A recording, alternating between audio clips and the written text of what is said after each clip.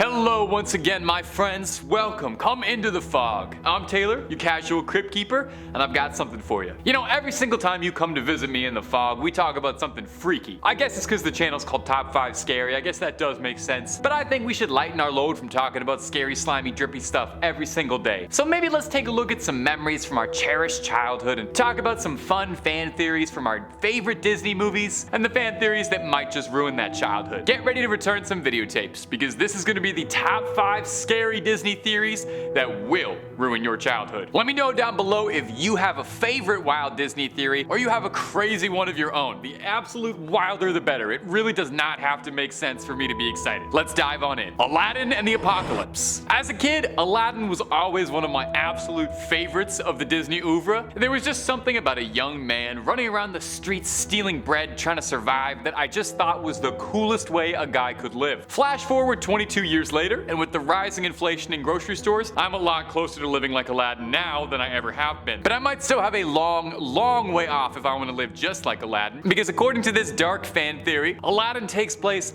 long after society crumbled. Now, if I asked you where does Aladdin take place, you might say the Middle East, and if you were a real big Aladdin head, you might say Agrabah, the fictional city which you won't find on any map. Maybe because it doesn't exist just yet. Maybe we need to reset society first. This theory goes back to one throwaway line in Aladdin when the genie says that Aladdin's clothes are so 3rd century. It's a pretty good roast between friends, and we know that genie, played by Robin Williams, likes to get funny with it. But the genie mentions that he'd been trapped inside the lamp for 10,000 years, which means if he recalls the 3rd century accurately, and it's been 10,000 years since then, that would mean Aladdin is taking place in the year 10,300 AD at the earliest. So does that mean society came and went and rebuilt itself? This would explain too why the genie's always making pop culture references like Jack Nicholson or Groucho Marx. Those are ancient classic comedians in the Aladdin timeline. He's bringing them up for a throwback. Now, if anyone is old enough to remember the classic Aladdin game on Genesis 2, actually, this does throw out a few crazy points that do help support this oddball theory. In one of the early levels,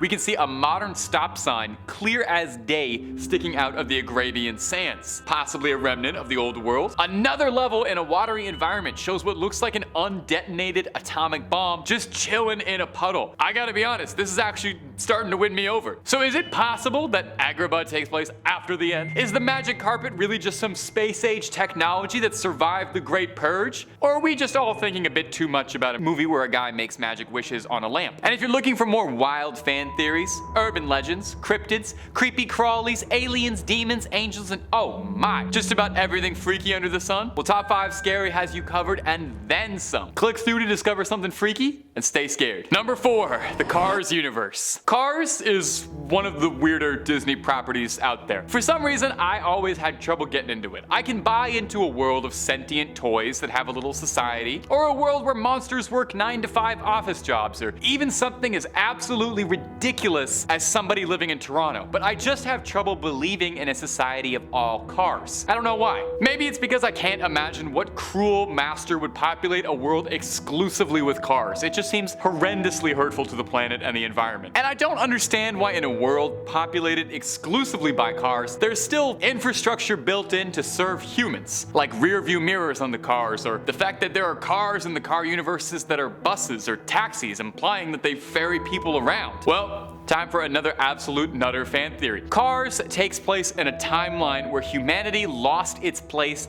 as the domineering force of the planet and was overtaken by a race of sentient cars. Is it nuts? Yeah, but let's dive in here. There's a certain tech CEO right now who is trying very hard to make fully automated self-driving cars a thing. You might know him, he owns Twitter these days. It's in the iffy stages right now, but it is being worked on. Suppose this technology gets perfected, and then we find ourselves in a Skynet situation where we've got these self-driving cars who realize they no longer need the humans at all and cast off their shackles, and really all of this is just coming down to the fact that these cars have doors. Why would the cars have doors if there was never people going on inside them? I'm sorry I'm getting so stressed out about this. It's not a perfect theory, I know this. There is a small blockade in it. Cars seem partly organic. They have eyes, they have mouths, and they're shown to eat, and they get sick, and the one car who's a tow truck has rotting teeth, which I guess means that they do decay in some way. They take medication, they take Gasprin. That's really funny, it's a good pun. But why do the cars need any of this? Did the cars start organic? Did they adapt into becoming organic? Have they fused into a dark synthesis with mankind? Is it possible that the cars started to evolve? Look,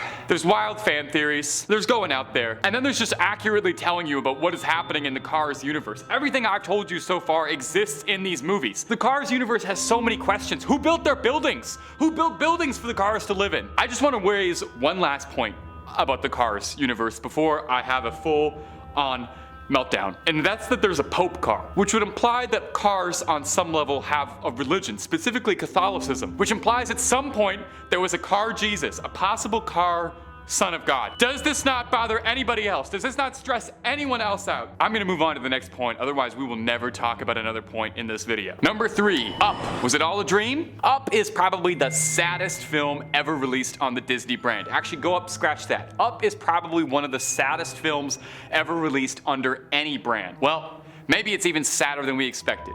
Get ready. Take a second right now here if you need to go run to the other room and grab a box of tissues thinking about the opening 20 minutes of Up again. Now's a good time for it. I'll wait. I won't do anything.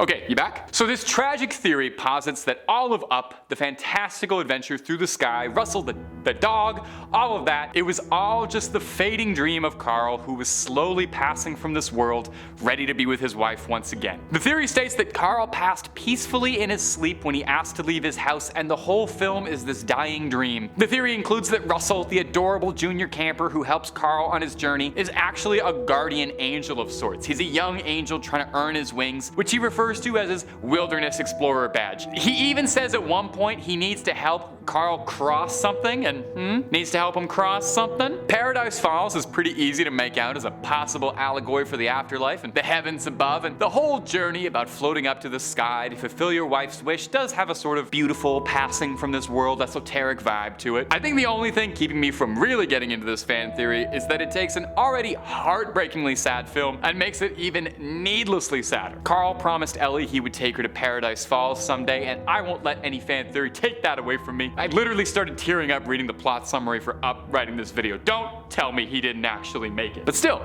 it's fun to think about. It's fun to think about crazy stuff. Number 2, Gaston. Gaston is one of the best villains in all of the Disney movies. I mean, how many other bad guys get a whole song dedicated to their evil glory? Every guy would love to be Gaston, even while taking his lumps. He's everyone's favorite guy. We are all awed and inspired by him. Those were from the song. Well, in between boasts about the girth of Gaston's neck or how especially good he is at expectorating, there's a single line about how Gaston uses antlers in all of his decorating, and then a quick pan backward to Gaston's chalet, where we see, true as his word, is a tavern absolutely filled to bursting with animal heads, taxidermy, and antlers, and on the left side we can see a deer's head and what looks to be a rabbit. Now this theory goes that maybe among Gaston's hunts is one particularly infamous one, Bambi's mom, which would make Gaston the most evil villain in all of Disney history and maybe cinema history. At the beginning of the film, we see a young doe running through the forest in our introduction to villainous Gaston. Is it possible Gaston is a worse villain than any of us could have known, and he's the reason Bambi grew up without a family? Now, admittedly, Gaston hunting Bambi's mom for antlers probably wouldn't make too much sense since they,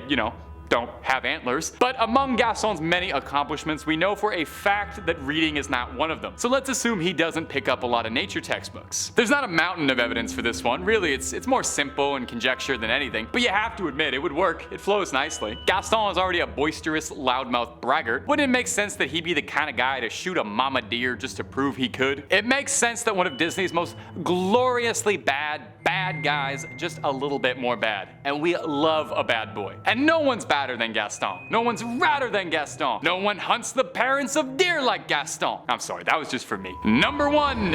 What are they eating in WALL-E? WALL-E, everybody's favorite movie about the human race collapsing and destroying the earth outside of Mad Max. Well, we've already had 2 theories about the world collapsing and going post-apocalyptic, so we don't really need to do that sort of thing for WALL-E since that's not a theory. That's what the film is about on a surface level. There's no dark subtext or hidden unintentional theory there, but there might be one up there in the stars. I'm not gonna let that stop me making wild assumptions about children's movies, because there is absolutely some very darkness afoot in the world of WALL-E. This one gets incredibly dark. I don't know how much of it I'll even be allowed to say here, but here we go. In WALL-E, all of humanity lives on a spaceship after we have just destroyed the Earth. Adorable little Wally hangs behind and he cleans up the mess, and everyone else hangs up in space, and we have our every single need catered to us by these big AI machines while we laze around in floating chairs. Everyone gets big and fat and we all just drink slushies all day long. It's a bit omniscient of where we're most likely headed as a society, since we're already like 3/4 of the way there. Now here's where it gets creepy. In the movie, originally the plan was for the human spaceship to take a quick 5-year voyage while Wally cleaned everything up on Earth, but Earth was so damaged that it takes Wally hundreds of years. If all of humanity is on a spaceship, if they were only stocking and planning for 5 years of provisions, just what,